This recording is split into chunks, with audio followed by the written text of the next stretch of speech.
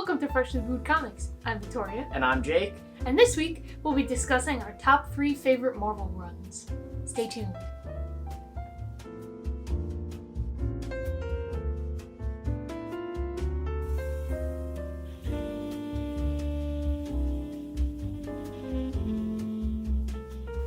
So Jake, read anything fun this week? In fact, I did, Victoria. I read Ant Colony by Michael DeForge. That looks awesome. Yeah, it's a really cool landscape style book, which I like these a lot. The only other one that I have is Shattuck, which we discussed in episode 1. Mm-hmm. But this book, Ant Colony, it features a very Cartoon Network style, art style to it. You know, like the early 2010s art style I'm talking about, like the Adventure Times, the right. Regular shows. Yeah. You know, that kind of minimalist, noodly. goofy noodly style. Yeah. Yeah. And it's about a colony of ants and their day-to-day lives in this colony. But then these red ants come in, and the red ants speak a completely different language. They can't understand them. The red ants are kind of super savage, and they go to war with the colony. And then the last half of the book is the after effects of the war. Oh. It's pretty cool though. It's got a lot of good humor to it. But it also has a lot of real moments of actual good writing, and I'm like, wow, why do I care about these ants? You're like, they're just ants. Why do I care?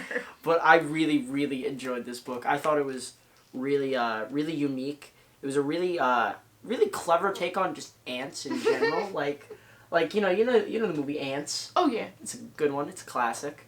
Bugs Life. Is classic. it though? Ants isn't a classic. Ants is not. I was gonna say Bugs Bugs Life's a classic. Is. But yeah, I mean, and Michael DeForge, he has a lot of really cool styles for bugs and stuff. Like centipedes look like buses. Oh, that's very cool. Spiders look like dogs, and ants look like ants. So, that's Ant Colony by Michael DeForge. So Vic, what did you read this week? This week I read The Quitter by Harvey Pekar with art by Dean Haspiel. So Harvey Pekar is mostly notable for American Splendor, which is the comic book series that was all about his life. Very in-depth, real, very honest stories about his life. But before American Splendor, Harvey Pekar was The Quitter. So this book is it's also autobiographical. It's about his time growing up in New York City as a little Jewish boy, and all the jobs that he had leading up to eventually writing American Splendor. But it's really interesting because he calls himself the Quitter because it seems like growing up he had this almost superiority complex where he would do, he had to be the best at everything he was doing. And he had to be the one, he had to be the class clown, and he had to do all these things for himself. And then if he ever messed up one time, he would be like, fuck it, okay, I'm done, I quit. Wow. Yeah, so it's interesting because he had that mindset, but at the same time, he would always goof off at work, at the places he was working, and then, he would hate himself because then, his goofing off led to him messing up, and then that led him to quit. So he was and then he was juggling, he did all different jobs, he started off in federal government, a clerical thing, and then he left that, and he worked at a record store, and then he worked at a deli for 2 weeks. But it's just really interesting. He talks about, how it is growing up. He was born in 1939, so this was back, World War II-ish era stuff. So, it's all the hardships, working 50 hours a week for $2 an hour. Yeah.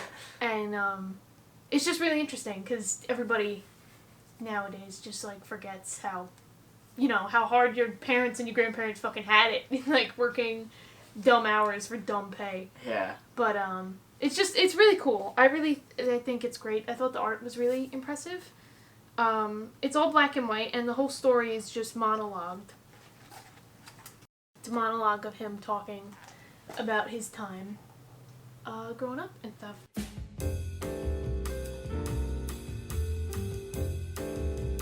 So this week, we'll be discussing our top 3 favorite Marvel runs. So Jake, what's in your number 3 spot? My number 3 spot is actually one of the first Marvel books I ever read. So it holds a very special place in my heart. It's also a book I always recommend to new readers because it is very new reader friendly. And that is Warren Ellis's short stint on Moon Knight with art by Declan Shalvey. Declan Shalvey He's a very nice guy. He's so nice. We met him. He signed this for me, actually. It's a little Declan, and he drew eyes under the moon, so it's like a face. He's so nice. He's a cool dude. So Moon Knight is, I think it's 5 or 6 issues. 6 issues. So it's 6 issues long, and each issue is a one-shot story. So they're all kind of self-contained, but they kind of wrap together in the end. And they're just one-shot stories of Moon Knight being a superhero. And he does a lot of cool things. Like, he goes into someone's dream. He fights through an entire apartment building to save this girl that gets kidnapped, which is the best issue in the whole run. Declan Shalvey really just flexes his sequential art muscles. 'Cause the amount of kinetic energy Declan Shalvey shoves into each panel of him just punching, like beating the shit out of bad guys is awesome. Declan Shalvey murders this book. And Warren Ellis' writing is pretty great too. They do some pretty experimental panel things. Like in the second issue was about the sniper. And I remember explaining it to you because the second time I read this, I picked up on it. The first time, I guess I was just dumb as hell when I first read it. But it happens. So the second issue opens up with a full page full of people, and every time the sniper kills one of them, their panel disappears. Oh, yes! So then their panel disappears until there's one left, and then it's just like a white page. That's what makes comic books great, is the fact that you have these panels, and you can play around with them in a way that no other medium can. Right. And no other medium can do that, except comic books. And this book has a lot of that, a lot of stuff that only can be done in comics, and that's why it is my number 3 spot. My third pick is Superior Foes of Spider-Man by Nick Spencer with art by Steve Lieber. So these guys, right?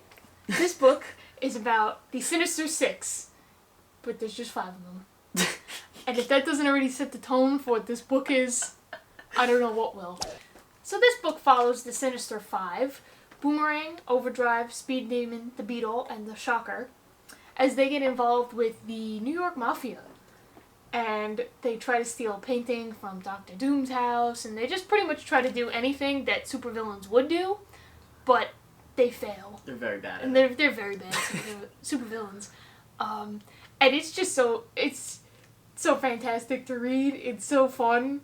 There's callbacks constantly to old jokes, like one of their reoccurring jokes is, this guy, right? Or these guys, right? Like every issue. And it's really funny when other characters come into play. Like Tombstone shows up in an issue, sorry. Spoilers. Not really. He's in it. And when Tombstone shows up, there's an arrow, and it says, hey kids, it's Tombstone. And it's just like stupid shit like that. Like the Surf's Up Hydro Man. Yeah. Hydro Man comes to the door, and it's like, Surf's up, it's Hydro Man. And like, it's just so cheesy, and it's so good. Even the dialogue is fun. Like, they all approach someone, like they go to like someone's house, and the guy goes to answer the door, and he goes, is it my Amazon order? And he looks through the peephole, and it's the Sinister Five. So, like, it's just like, it doesn't take itself seriously.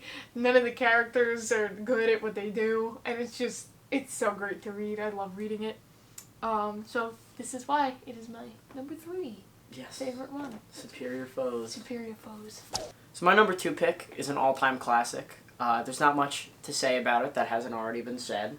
And that is Frank Miller's Daredevil. Nice. So Daredevil's one of my favorite characters of all time. And this book is largely responsible for it. Frank Miller introduces everything that makes Daredevil Daredevil in this book. He introduces Elektra. He introduces the Hand. He makes Bullseye a formidable villain. He makes him insane. And Bullseye is known to be a crazy man. He kills Elektra, which is not spoilers. Everyone knows Elektra dies. It's a part of her character.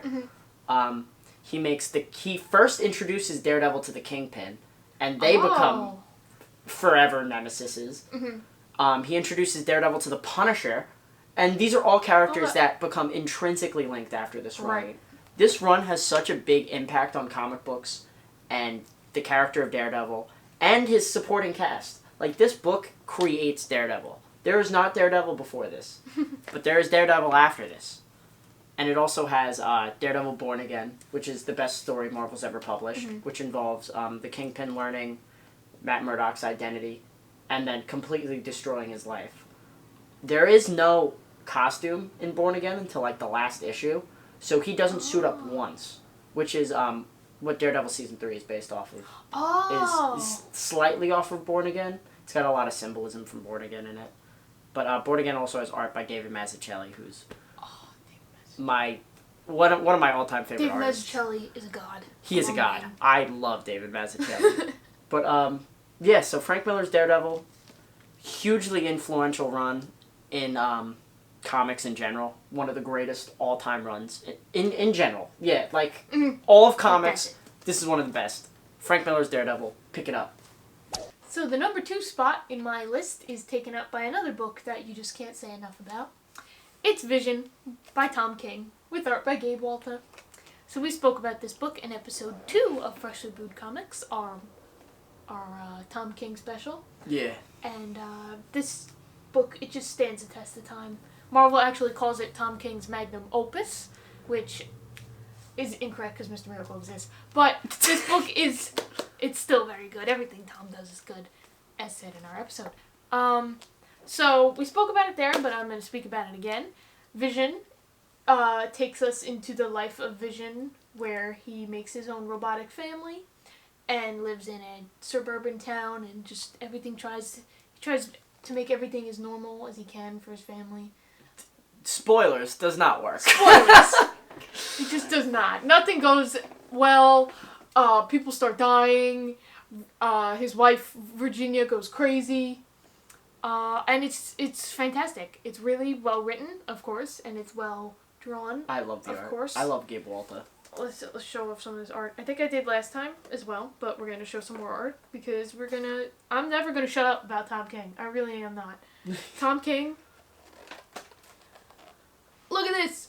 This is art by Gabriel H Walta, and everything about it is just so good. And the deluxe edition actually has all cool. It has the letters pages, the script, with the script with art breakdowns, which I think is awesome. This collected edition is gorgeous, along with the contents and everything in it, and I really do think that this is one of the top Marvel runs ever. Good job, Tom King. Once again, stamp of approval. He also signed mine. He wrote, "Nice to meet you."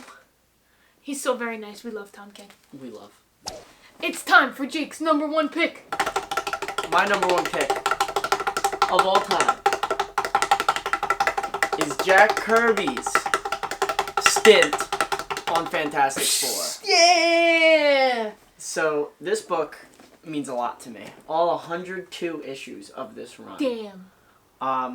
Jack Kirby's art has never been better than on this book. Except maybe New Gods.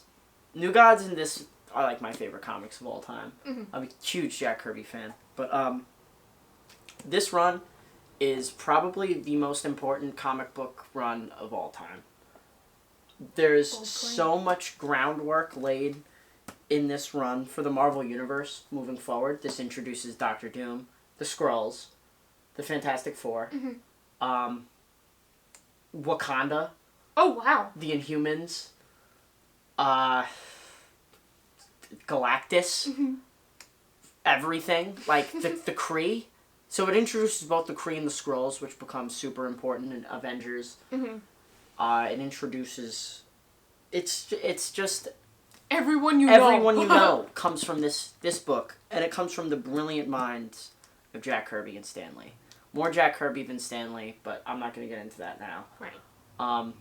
Jack's art is mind-blowing in this, especially in like the middle section of the run, from the start of the Inhumans to probably the end. A lot of people say, like, the sweet spot of the run is from the start of the Inhumans to the introduction of him, or Adam Warlock, is like what most people would consider like the golden era of this book. But I'd say the end of the third omnibus ends the golden era of the run, which is still like a 50-issue stint, which is really impressive. I'd say like probably issue 40 to 90 is so ridiculously impressive. Because, like, those last couple arcs in, like, the third omnibus, with when they go to Latveria and Sue joins back in the team because she leaves for, like, a good, like, 10 to 20 issue span, and Crystal takes over because she, like, just gave birth. Mm-hmm. This book made Johnny Storm and the Thing some of my favorite characters of all time. Made Reed Richards one of my favorite characters of all time. And Sue. I love all four of them. They're all great. And I like Crystal, too. I really like every single character. They're all super likable. And this book was really the first comic book, like mainstream comic book, to have complex characters that, because they really act like a family. Like, they fight, they bicker, and they do all that stuff. And they're not just, DC was showing all these superheroes that were very stoic, purely heroic, didn't have any problems. Like, Superman's only problem was fucking Lois Lane trying to figure out his identity. Yeah, and like not trying to die. Yeah, like space rock coming too close to him. Like, but these guys, like Ben Grimm, constantly has inner turmoil because he looks like a rock. Right. And he hates that. That Johnny's just really upset that he can't get a girlfriend. Like, these are all, like, basic problems, but for the time it was really inventive. Right. And no one else had these problems. And that's why Marvel really took off in the Silver Age, was because they were human characters that had human problems and readers really related to them. Mm-hmm. And this was the first book to do it, was to have a family of 4 that really, like, didn't like each other, but they do like each other because they're a family. Right. And they have to like each other. And it's great. I love Jack Kirby's Fantastic Four. My favorite Marvel run of all time has to go to X-STATIX by Peter Milligan with art by Mike Allred. X-STATIX follows the X-Force, who then they renamed to X-STATIX. All original characters created by Peter Milligan and Mike Allred. And it follows their adventures and fights and all of that, but through the media. Yeah, they're like reality stars. Yeah, right? they're called celebrity mutants. So it's really interesting because it's all of their lives are always being broadcast, always being talked about in the media. So is it like a commentary on like reality TV? Because I know this was released in like the early 2000s when the reality TV boom was starting. Right, it's definitely. Okay. It's like a play on that. So minor spoilers for the first issue. It sounds like a major spoiler, but it doesn't really carry over that much into the grand scheme of things. Everybody in the X-Force dies in the first issue, except for 2 X-Force members, You-Go Girl and the Anarchist. And then the rest of the book, for a few issues, really builds up. They have to interview new people for, like, cool. The team. And it's funny because the whole media aspect, so, like, their agent is like, we have 5 mutants lined up for you to interview. And it's like an actual, like, interview, and some of them send in, like, home videos of them like, my name's the blah blah, I got these powers. And it's just such a, like, cool spin on, like, superheroes and how we perceive them, like, as a reader instead of thinking about how in their world how absorbed they are by, like, the media and stuff. And my favorite character in this is, he's called Mr. Sensitive and also the Orphan. He goes by both. He's this intelligent fellow right here. He's just such an interesting character. So his mutant power is that his senses are all heightened, and Xavier actually made him a suit that dulls his senses because they're so hyperactive they drive him insane. Wow. Yeah, and he's just so interesting of a he's so interesting of a character. I don't know if that's grammatically correct, but he is. So it's a really interesting read and social commentary on superheroes in the media, and it's just a whole lot of fun. The art's gorgeous, of course, because Mike Allred, and we even get a few cameos from the Avengers and Wolverine. So cool. It's a very interesting read, and it is my favorite. Thank you for watching Freshly Brewed Comics, the show where we drink coffee and talk about our favorite books. And next week, we'll be doing an artist spotlight on Grant Morrison. Grant Morrison, my favorite. Stay tuned for that.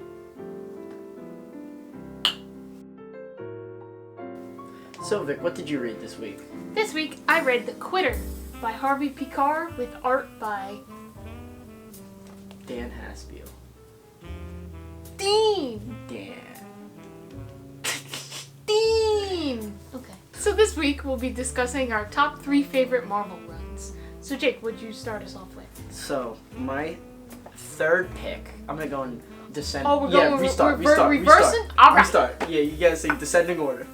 Hi, my name is Vic and I'm auditioning for the part of Squeaky Door.